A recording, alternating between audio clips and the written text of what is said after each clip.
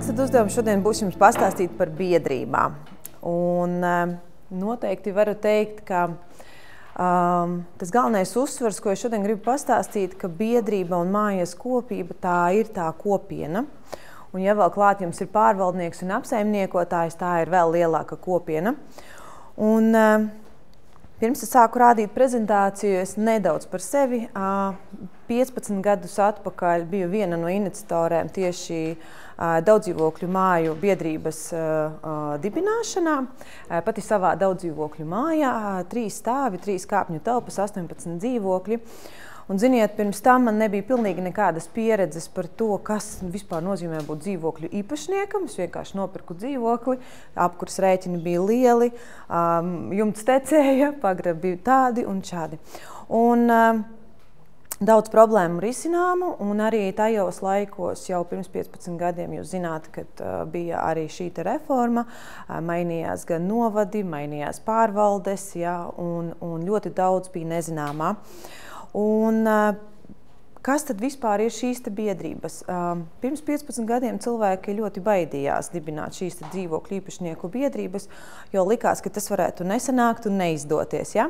Tagad jau tas vairs nav nekāds jaunums, pie tā ir pieraduši, bet tas galvenais, ko es vienmēr uzsveru, ka tā ir sava veida brīvība. Biedrība, ja ir sava biedrība daudzdzīvokļu mājās, tad jūs varat noslēgt šo te līgumu pārvaldīšanas ar dzīvokļu īpašniekiem un izvēlēties jebkādu pakalpojumu savā mājā. Vai tas ir apsaimniekošanas pakalpojums, vai tas ir pārvaldnieka pakalpojums, varbūt kādam ir vajadzīga palīdzība, piemēram, ar mājas lietas vešanu bisā, jā. Un pats lielākais ieguvums, manuprāt, visā Latvijas teritorijā biedrībām ir tas, ka jūs varat startēt dažādos projektos. Projektos tie ir, kādreiz tie bija Lijā, tagad tas ir Altums, jā. Tie ir dažādi projekti pašvaldībās, kas ir, piemēram, laukumu labiekārtošana, tie ir bērnu laukumu, dažādi projektiņi, komunikāciju projekti, jā, un arī jebkādi citi vietējās kopienas projekti, kas ir par dažādām aktivitātēm jūsu konkrētajā pilsētā vai novadā. Un otra lieta, ko es gribētu uzsvērt, ir daudzdzīvokļu māju apsaimniekošana ir tāds ļoti sāpīgs jautājums, un tad bieži paceļās, kā tad darīt, likt to, ko apsaimniekotais dara, klausīties pārvaldnieku, lemt pašiem. Es teiktu, ka tas ir tāds kopums, nemeklēt vainīgos. Pareizi jau pieminēja sākumā, kad sarunas, vispirms parādīt, ka jūs paši vēlaties kaut ko izdarīt, doties uz talkām, sakopt kādu vienu stūrīti un tad runāt, sarunāties un iet uz priekšu. Nu tad par biedrību dibināšanu. Varbūt es varētu pajautāt vispirms jums, cik šeit klātesošie ir, kuri ir no biedrībām un daudzdzīvokļu mājās jums ir biedrības? Varbūt 1, 2, 3, 4, 5, jā, es esmu vairākās. Jā, nu, redziet, tad kāda daļa, tad jūs droši arī noteikti varēsiet padalīties ar savu pieredzi nedaudz, vai uzdot kādu jautājumu, un tad iesim uz priekšu. Kas tad ir noteicējis daudzdzīvokļu mājā? Biedrība, pārvaldnieks, dzīvokļu īpašnieki. Varbūt ir kāds, kas to nezina šeit. Visi zina, visi smaida. Protams, ka tas ir dzīvokļu īpašnieku kopība, ir noteicoša. Biedrība nebūs tas galvenais boss šajā mājā, nebūs arī apsaimniekotais un nebūs arī pārvaldnieks. Tātad dzīvokļu īpašnieki ir mūsu galvenie darba devēji, visi, kuri darbojas daudzdzīvokļu mājā. Un tātad, lai mainītu šo te pārvaldnieku, lai jums būtu iespēja, kādi vispār ir šie modeļi daudzdzīvokļu mājā, tad jūs varat kā privātpersona apsaimniekot daudzdzīvokļu māju, jums ir iespēja dibināt biedrību un pieaicināt pārvaldnieku, jums ir iespēja sadarbojoties ar esošo apsaimniekotāju arī dibināt biedrību un paralēli kopā strādāt un darboties. Ja, tad dzīvokļu īpašnieki. Un dzīvokļu īpašnieki tātad ir paši galvenie, kuri pieņem šos lēmumus. Un te es gribētu arī atzīmēt to, ka, ja jūs neesiet runājuši ar pārvaldnieku, neesiet runājuši ar dzīvokļu īpašnieku kopsapulcē vai neesiet gājuši uz tikšanos, tad ir ļoti grūti prasīt, lai būtu izdarīts šā vai tā. Ja, tad ir jāapmeklē šīs kopsapulces, kuras lielāko daļu ir ļoti maz apmeklētas. Ir tā, vai jums ļoti tā 70, 80 vai 100% tiek apmeklētas? Kā ir? Kam 50% apmeklē kopsapulces? Super. Kam 70%? Viena roka. Kam 20%? Nu redz, jau vairāk kaut kas parādās. Jā, tieši tā, bieži vien dzīvokļu mājas, kurās ir 24, 55 dzīvokļi un 70 dzīvokļi, atnāk parasti kaut kādi 10, 12, 8 ja, cilvēki parasti. Un tas ir tāpēc, ka pati galvenā lieta, arī sadzirdēju ļoti pareizi, ir tas, ka cilvēkiem dzīvojot kaimiņos parasti ir ļoti daudz dažādu ikdienišķu jautājumu. Tas pats sniegs, kurš manā stāvvietā iebrauc ar mašīnu. Man nepatīk, ka šitam kaimiņam ir kaķis un viņš skaļi naktī ņaud un kādam tur bērni spēlē klavieres un man nepatīk, ka man tek jumts, bet nav mājās uzkrājuma līdzekļu, lai tur to sataisītu. Un tas ir pats labākais veids satikties, parunāties par to, ko tad kopā varētu darīt. Un pats svarīgākais īpašnieku darbiņš ir dot uzdevumus.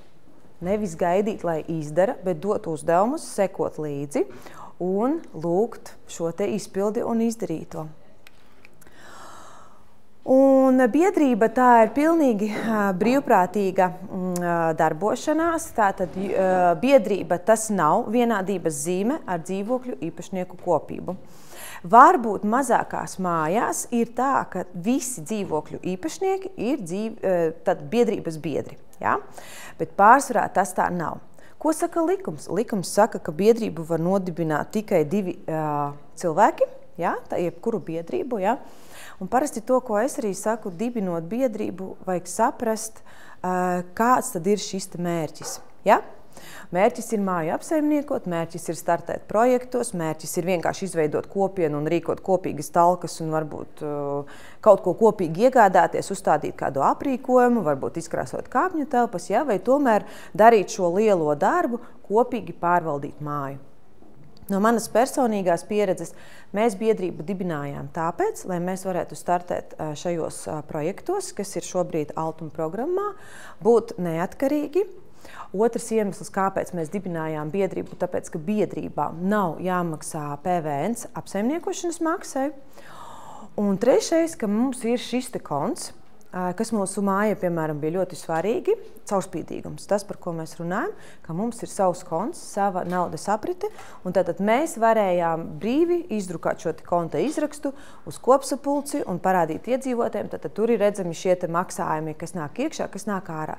Jo grūtības ar apsaimniekotājiem, es nepārzināšu visas pilsētas, ir tā, ka viņi nevar šādu to maksājumu nodalījumu iesniegt. Viņi var, cik nauda ir ienākusi, cik ir iznākusi, bet tāds konta izraksts, kas parasti cilvēkam liekas tāds, visticamākais, pareizi šis te bankas konta izraksts, tātad caurspīdīgums ir viens arī no iemesliem.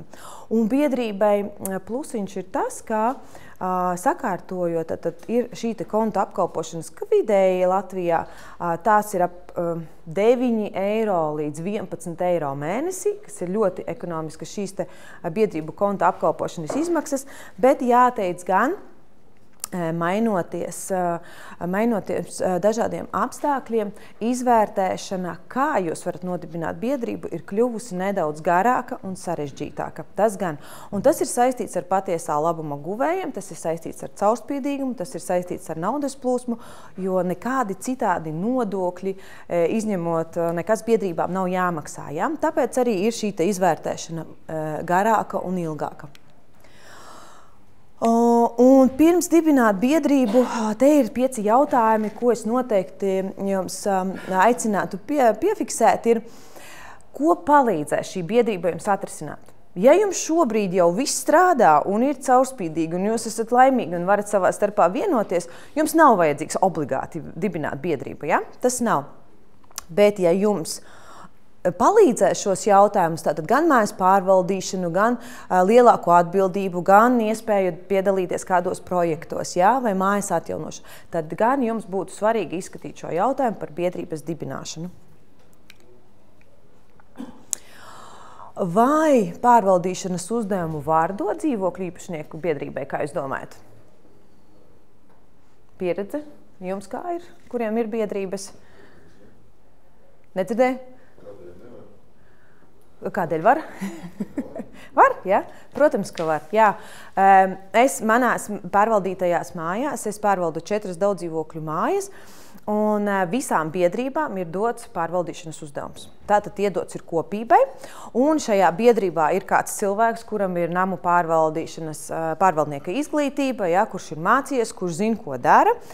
Noteikti šajā biedrībā ir arī kāds cilvēks, kas saprot finanses, ir kāds cilvēks, kas saprot juridiskās lietas, vai dažāds komplekss. Varbūt ir kāds arhitekts, varbūt ir kāds inženieru komunikāciju speciālists. Jā. Protams, ka var ar kopības lēmumu. Un, kā jau iepriekš pieskāros, tātad pats svarīgākais ir mērķis. Ja jūs nodibināt biedrību tikai tāpēc, ka kāds cits to dara, bieži vien jūs sastapsieties varbūt no pieredzes stāstu. Mēs to biedrību nodibinājām, nekā nedarījām, pagāja gads, kontā apgrozījuma nav, samaksājām 10 eiro par konta apkalpošanu, mums jānodot atskaites valsts ieņēmuma dienestā. Par ko? Ne par ko, jo darbība nav notikusi, tātad par nullītēm ir jānodot šīs te atskaites. Ko darīt tālāk? Tātad, ja nodibinat biedrību, tad arī ir jāmāca un jāskaidro cilvēkiem atšķirība starp biedrību un biedrības biedriem un valdi, kas tajā darbojas. Ja? Es jums nepārstāstīšu likumu, tas tur ir precīzi viss arī uzrakstīts, un starp dzīvokļu īpašnieku kopību. Ja? Un jāatceras. Ja ir tāda situācija, ka jūs vēlaties, lai biedrība ir mājas pārvaldnieks, tad ir ļoti cītīgi jāpaskata šis te līgums, ko slēdz visi dzīvokļu īpašnieki ar biedrību. Tātad biedrībai ir juridiskais status, reģistrācijas numurs, kāds viens no dzīvokļiem, daudzdzīvokļu mājā, kurš būs tāds drošāks vai uzņēmīgāks, var būt šī te arī juridiskā adrese. Un tad arī mans ieteikums ir dibinot biedrību, skatīties, cik jums ir daudz kāpņu telpu, cik jums ir liela šī sarunāšanās prasme ar dzīvokļu īpašniekiem. Labākais, tas, ko es esmu atradusi, tas labākais ir, ka no katras kāpņu telpas jūs atrodiet to cilvēku, kuram visi kāpņu telpas iedzīvotāji uzticas visvairāk. Kā es to parasti daru?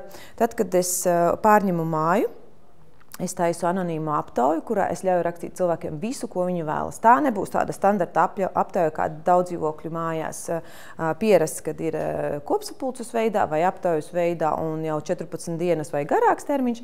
Vienkārši anonīma atļauja, kurā tas sasaucās ar to, ja nav iespēja noorganizēt talku un cilvēks izsaka visu, ko viņš vēlas. Es taisu anonīmu aptauju un rakstu. Rakstiet visu, ko jūs vēlaties. Kurš cilvēks jums patīk, kuru jūs redzat kā mājas pārvaldnieku, kā uzticamu personu, kas jums sāp, tad kura vieta, jumts, sienas, vai jums ir kādas problēmas ar mājdzīvniekiem. Un izvērsiet šo aptauju plašu un painteresēties, lai cilvēki viņu aizpilda. Un tad jūs sapratīsiet. Un te arī jūs varat ielikt šo te jautājumu par biedrības dibināšanu, jau izzināt iepriekš. Ja? Jo parasti, kas notiek tajās biedrību dibināšanas sapulcēs, kurās arī es esmu piedalījusies, dažreiz gadās, ka šie lēmumi ir tik sasteigti, ka cilvēki nobīstas. Viņi liekas, tik daudz dokumentu, tik daudz atbildības, mani vēl te uz kaut kādu valdi bīda, man te tūlīt būs kaut kas jādara, tad ir atskaites valsts, bet tā ir realitāte. Ja? Nesabiedējiet cilvēkus sākumā, veiciet izpēti, un jo labāka būs izpēte par to, kādas ir vēlmes, varbūt tur ir lielākā daļa bailīgu cilvēku, bet varbūt ir arī kādi drosmīgi. Aprunājieties, kas šiem drosmīgajiem cilvēkiem, kuriem citi uzticas, parasti to var pamanīt ar visvienkāršākajām lietām, ar sasveicināšanos. Jūs esat ievērojuši kādreiz, ka ir cilvēki, kas pat nesasveicinās ar savu kaimiņu. Un tad vai šis cilvēks varētu būt valdes loceklis? Nē. Bet tas cilvēks, kurš jums vienmēr ir uz talkām, Tas cilvēks, kurš pieiet pie jūsu sētnieka un iedod palīdzīgu roku vai kaimiņam palīdz notīrīt sniegu un nesaka par to, ka šī ir mana nedēļa un mans laukumiņš un mana svītra beidzas šeit. Tas cilvēks visticamāk jums būs vispiemērotākais, tas, kurš arī nebaidās runāt, kuram nav neērti aiziet pie sava kaimiņa un arī kaut ko pajautāt. Ja? Es parasti skatos uz šādiem cilvēkiem, kuriem nav tas tā kā. Jo ir cilvēki, kas var, nav tik ļoti tādi uz publisku runāšanu un sarunāšanos un daudz stāstīšanu. Un, lūk, un tad jums šo te aptauju veicot, tad es varu jau ielikt šo jautājumu, ko jūs domājat par to, ja mūsu mājai būtu biedrība. Es uzdodu jautājumu, vai jūs zināt, kas tas tāds ir? Ja es redzu, ka man no 18 dzīvokļiem puse atbild, ka viņi nezina, kas tas tāds ir, man pat nav šobrīd svarīgi, vai viņš uzraksta patiesību vai nē. Tas nozīmē, ka mans uzdevums ir saprast, kā es varu šim cilvēkam vienkāršā veidā izstāstīt, ja? Un tad es nākošo jautājumu parasti ielieku, kā jūs vēlētos, lai es jums par to pastāstu? Caur tikšanos, caur īziņu, varbūt nosūtīt kādu linku no jau sagatavotu, kas ir YouTube, ja, jo mēs taču izzinām cilvēkus un viņu vajadzības. Un tad parasti šie jautājumi un atbildes, kas sanāk atpakaļ, es jums varu pateikt, nekad nav bijis savādāk. Atnāk pilns komplekts ar biedrību, mājas pārvaldīšanu, sakārtošanu, pilns komplekts, mājas kompleksai renovācija. Nekad nav bijis savādāks. Un tad cilvēki sāk likt šīs prioritātes, ko tad viņiem vajag. Un tad ir jāorganizē šī tikšanās, un ir jāsaka, tagad mēs atnāksim parunāties par to, ko jūs paši esat sarakstījuši. Jā? Un tad, kad jūs esiet izdarījuši šos divus galvenos soļus, tad trešais solis būtu reāla biedrības dibināšana. Un viņa jums ies daudz vieglāk. Gan mājas lēmumu pieņemšana, gan sakārtošana, jo jūs izdarīsiet šos divus soļus. Un šajā arī tikšanās reizē jūs sapratīsiet, kuri kaimiņi savā starpā sarunājās, kuri būtu tie cilvēki, kas jums palīdzēs, kuri būtu tādi drosmīgāki, kuri jau izsaka savu viedokli. Ja? Un bieži vien šīs sapulces patiešām atrisina tādus sasāpējušus jautājumus, kad visi ir varējuši izteikties. Pēc tam jūs šo apkopojumu izdrukājat viņiem, saliekat pastakastīties, iedodat rokās vai aizsūtat. Un viņi saprot, ka es esmu sadzirdēts un tagad es varu ar jums sākt sadarboties. Tas būtu mans tāds personīgais ieteikums no personīgās pieredzes. Un tātad, ja dibina biedrību, pārņem pārvaldīšanas funkcijas, balsojumam 50+1 balss. Te ir tāda neliela skēmiņa par to, kā nodibināt biedrību, kādam mērķim. Jūs varat paskatīties uzņēmuma reģistrā, ievadīsiet vārdu biedrību, tiklīdz jūs sapratīsiet, ka tas ir par māju apsaimniekošanu. Es jums ieteiktu mērķos likt iekšā visu iespējamo, kas saistās ar mājas pārvaldīšanām obligātajām funkcijām, un tai skaitā projektu realizāciju, un tai skaitā nevis ielikt tikai viena renovācijas projekta realizāciju, bet ielikt arī citus projektus, kas varētu nākotnē būt, jo jūs paši nezināt, kā jums mainīsies tās sajūtas. Ja? Un tātad pārvaldnieks tajā brīdī, kad jūs esat nodibinājuši biedrību, tad jums ir bijuši šī saruna, jums ir bijusi, tad mēs esam nonākuši līdz šeit dibināšanas sapulcē, ja? Un dibināšanas sapulcē arī esiet uzmanīgi. Tas mans personīgais ieteikums. Nekad nespiediet visiem dzīvokļu īpašniekiem būt biedrībā. Kāds cilvēks jums no tā var atteikties arī no sadarbības. Ja? Jo viņš varbūt jums sadarbosies ļoti labi, arī esot kā dzīvokļu īpašnieks un jūs atbalstīs. Ja? Tātad skatieties pēc situācijas. Ņemiet cilvēkus palīgā, tie, kas jums dzīvo daudz dzīvokļu mājā. Neuzņemiet visu slogu viens pats uz sevi. Ja jūtat, ka tā sapulce aiziet tādās karstās ugunīs un visi jau kāds sāk, esiet tik arī drosmīgi un mācieties šo sapulci vadīt tā, ka pateikt, hei, stop, mēs šeit runājam cieņpilni. Ja nē, tad mēs sasauksim sapulci citā dienā, kad jūs būsiet gatavi runāt tā, lai mēs runājam bez apvainojumiem. Ja? Gadās, ka tā izdodas, bet man ir bijušas situācijas, kad cilvēki drosmēji arī iedzer kaut ko, piemēram, alkoholu, un tad viņam ir pleci izplašās, un viņš ir galvenais runātājs, un visi pārējie sēž, es jau tūlīt tiešu projām, es vairs nevaru izteikt, šitā nebūs nekāda dibināšana, un ārā pa durvīm viens, un tad sākās. Ja? Jums tad ir jāspēj šajā brīdī pārtraukt šī sapulce un pašam aiziet. Arī es tā esmu darījusi. Jo, diemžēl, dažreiz ir tādas situācijas, kad nav vērts pārbļaut šo cilvēku, kurš jau ir kunga prātā vai sievas prātā, un jūs vienkārši sabojāsiet attiecības. Tas tajā brīdī liekas, ka jūs pacīnīsieties par to, bet tas no manas pieredzes vieglāk ir tomēr nebojāt šīs attiecības tālāk un pārtraukt sapulci, un cilvēki sajutīs, ka tas cilvēks, kurš nav gatavs komunicēt šādā dibināšanas sapulcē, viņš sapratīs, ka man ir iespēja nākamreiz piedalīties sapulcē, kurā būs kārtība. Tas ir pats svarīgākais iemesls, lai cilvēki nāktu uz jūsu sapulcēm. Ja sapulcēs nav kārtības un ir daudz aizvainojumi, cilvēki apsauc viens otru par kaut ko, ja, tad arī cilvēki jums negrib nākt uz šīm sapulcēm. Ja? Un tad skatāmies šos te kombinētos modeļus. Vienmēr piedāvāju dibināšanas sapulcē, ja viss iet labi, ja jums kaut kas pietrūkst, pajautājiet dzīvokļu īpašnieku kopībai, vai es drīkstu, tas, kurš ir tas sapulces iniciators, apjautāt pārējos, apstaigājot, paziņojot un uzzinot viņu viedokli pēc sapulces. Un ielieciet to tajā lēmumā, ka jums drīkst, lai jums sanāk pēc tam, lai jums daudz vieglāk ir noformēt gan protokolus, gan balsojumus. Ja? Pajautājiet viņam un jautājiet saviem dzīvokļu īpašniekiem, ko viņi vēlas. Un kā tad dzīvokļu īpašnieks var zināt, ka tas uzdevums, ko jūs viņam uzdodat, tiek pildīts pareizi? Tātad ilgtermiņa uzturēšanas plāns, pārvaldnieki par to tiek mācīti. Saulēcīgi plānoti mājas remontdarbi, tad mēs katru gadu zinām, vai uz priekšu, vai iepriekšējā gadā, vai jaunā gada sākumā, ko darīsim. Uzkrājuma, mērķa maksājumi.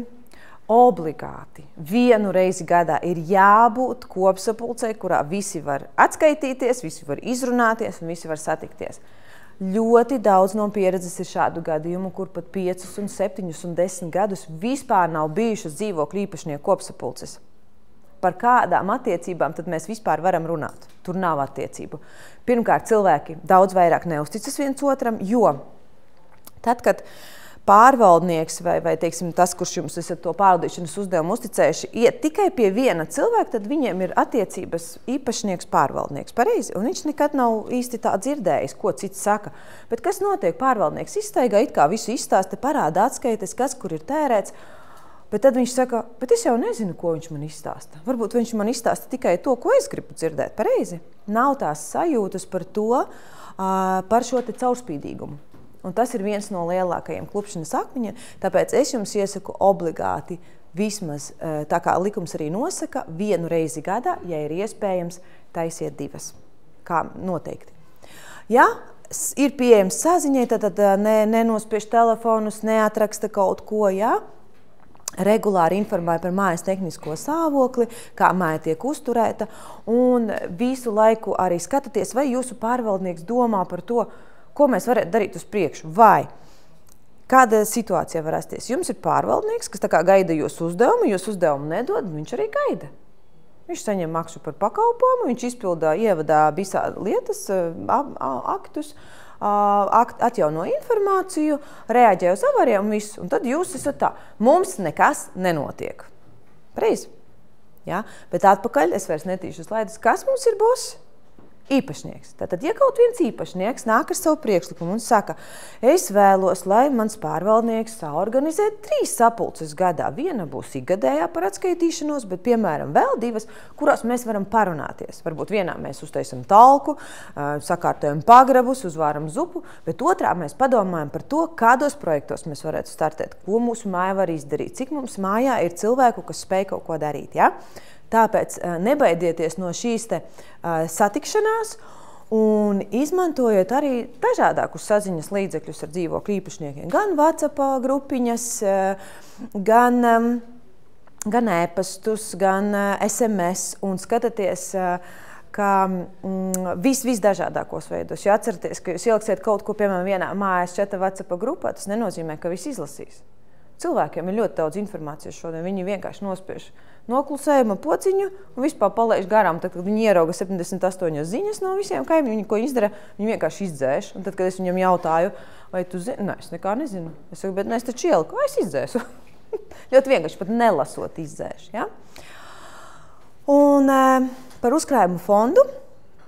Tātad uzkrājuma fonda mērķis galvenais tad mājas pienācīga pārvaldīšana, saglabāšana un nepieļaut apdraudējumu iestāšanos. Tagad es gribētu uzdot tādu jautājumu. Kas ir galvenais dokuments, lai māju varētu pārvaldīt? Pats galvenais mājas dokuments. Labi, koplīgums, vēl varianti?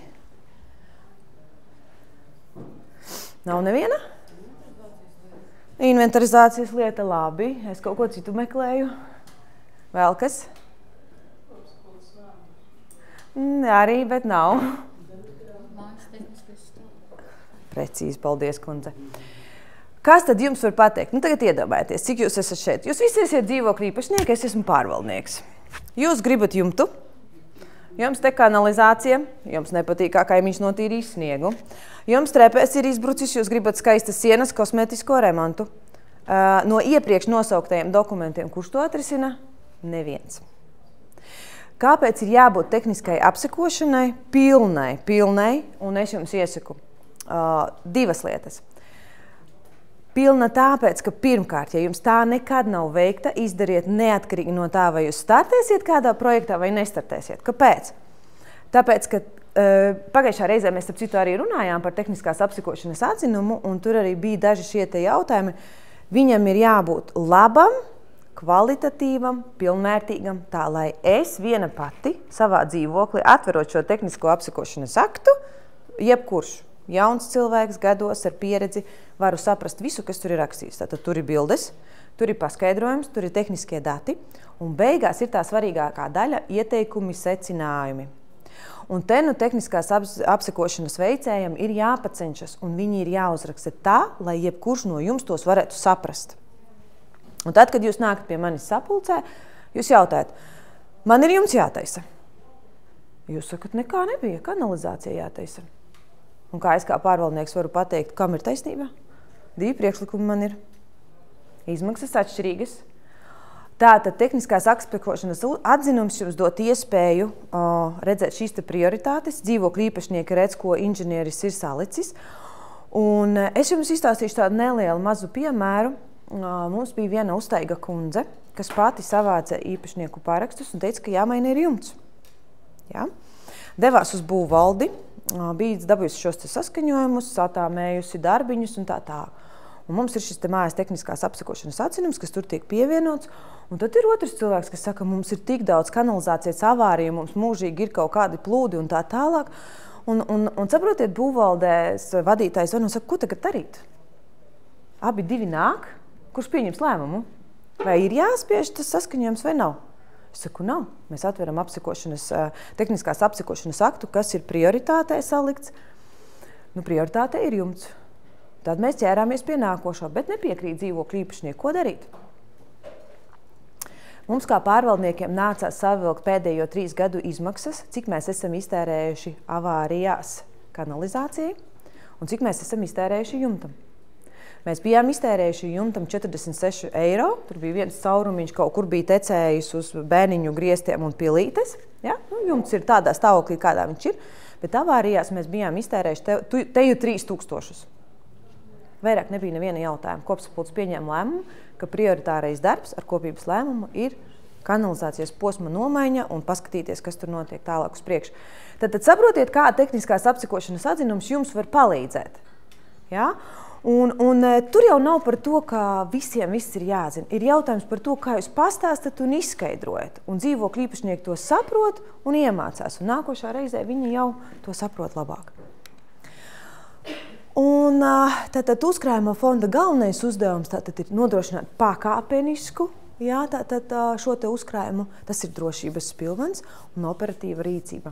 Kas notiek tādos gadījumos, ja jūs esat pieņēmuši lēmumu, ka jums ir mērķa maksājums uzkrājuma fondā konkrētam darbam, bet jums notiek kaut kas cits, ko jūs darat tādā situācijā. Nu, piemēram, es esmu pieņēmis kopības lēmumu, 3000 nedrīkst aiztikt, tie ir domāti, piemēram, mājas gala sienas siltināšanai.